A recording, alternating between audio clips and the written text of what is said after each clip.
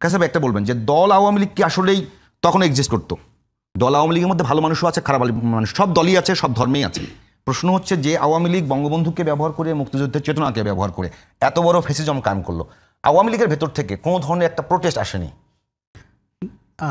দেখুন, আজকের যে ঘটনাটি আপনি উল্লেখ করছেন, জুতামারা কর্মসূচি, সেটিতে যাওয়ার আগে আপনাকে বলি, ফ্যাসিবাদের আইকন শেখ মুজিবুর রহমানকে কারা বানিয়েছিল? আওয়ামী লীগ বানিয়েছিল। গত 15 বছরে যত দুর্নীতি হয়েছে, দুঃশাসন হয়েছে, তার অনেকাংশেই শেখ মুজিবুর রহমানের নামে হয়েছে।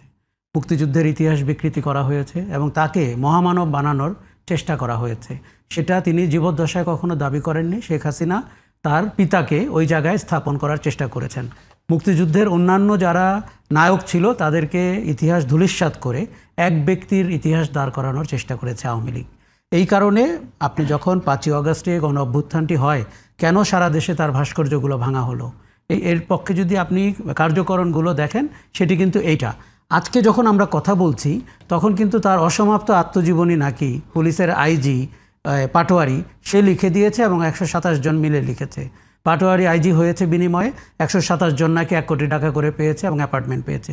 একটি চ্যানেলের এক্সক্লুসিভ রিপোর্ট, এবং তারা দলিল দস্তাবেজ দেখাচ্ছে। কারণ পাটোয়ারি তখন আপনার স্পেশাল ব্রাঞ্চের হেড ছিলেন, 9 বছর ছিলেন।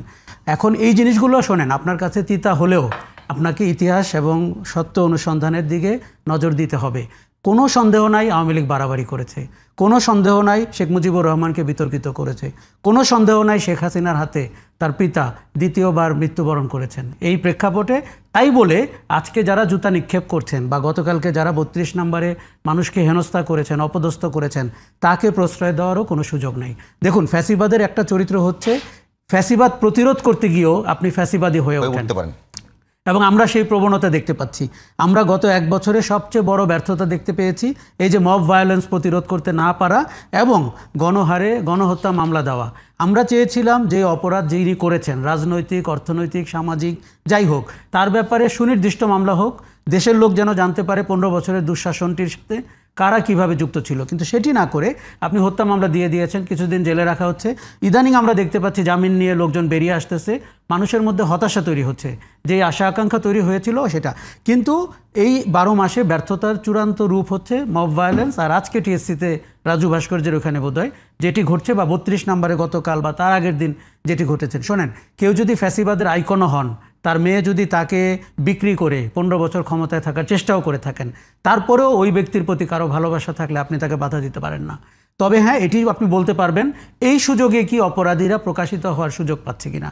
কোন অপরাধীরা? যারা গণহত্যা করেছেন, সেই যে হোম মিনিস্টার কামাল অথবা ওবায়দুল কাদের অথবা নানক, এই যে চিহ্নিত সন্ত্রাসীরা যারা দেশ দখল করেছিলেন অনির্বাচিতভাবে, তারা কি 15ই আগস্টকে পুঁজি করে সামনে আসছেন কিনা? কাসাব ভাই, একটা বলবেন যে আপনি বলছেন যে গণহারে গণহত্যা মামলা, ঠিক আছে, এটা তো নিঃসন্দেহে খারাপ। আপনি যদি শুধুমাত্র সরাসরি পুলিশ ছাড়া হত্যাকাণ্ডে তো ওই রকম অংশগ্রহণ করতে কাউকে দেখা যায়নি, তাহলে যারা এই হত্যাকাণ্ড ঘটানোর জন্য পলিসি সাপোর্ট থেকে শুরু করে, ফিনান্সিয়াল সাপোর্ট থেকে শুরু করে সার্বিক সাপোর্টগুলো ইনশিওর করলো, তাদের কি বিচারের আওতায় আনার কোনো সুযোগ আছে? না, আমি কিন্তু আমি জুলাই আগস্টের রাস্তায় ছিলাম। হ্যাঁ, পুলিশ, বিডিআর এবং আপনার পুলিশের অন্যান্য বাহিনীর সাথে ছাত্রলীগকে আমরা দেখেছি, যুবলীগকে দেখেছি, এমপিদের দেখেছি, নারায়ণগঞ্জের শামীম ওসমানকে দেখেছি অস্ত্র হাতে, শুধুমাত্র যারা অস্ত্র হাতে মাঠে ছিল অথবা কিন্তু আপনার মনে রাখতে হবে যারা পলিসি সাপোর্ট দিয়ে সার্বিক সাপোর্ট। এখানে আমি বলি, আপনার যখন দেশে গণহত্যা হয় তখন সুপ্রিম কমান্ড কার ছিল? শেখ হাসিনা।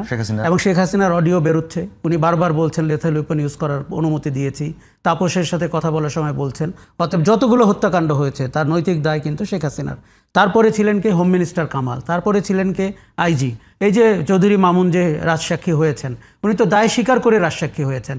কাজে আপনি যদি চেইন অফ কমান্ডের দিক থেকে দেখেন, গণহত্যার জন্য আপনার সিরিজ আকারে, সিরিয়ালি আপনি অনেক মানুষকে সামনে আনতে পারেন। তার সাথে যুক্ত হবে যারা অর্থনৈতিকভাবে সাহায্য করেছে, যারা গণহত্যার পরিকল্পনা করেছে, যারা বিভিন্ন বিশ্ববিদ্যালয়ে, এমনকি শিক্ষকরা যারা প্রশ্রয় দিয়েছে আইনশৃঙ্খলা বাহিনীকে তার ক্যাম্পাসে স্টুডেন্টদেরকে হত্যা করতে।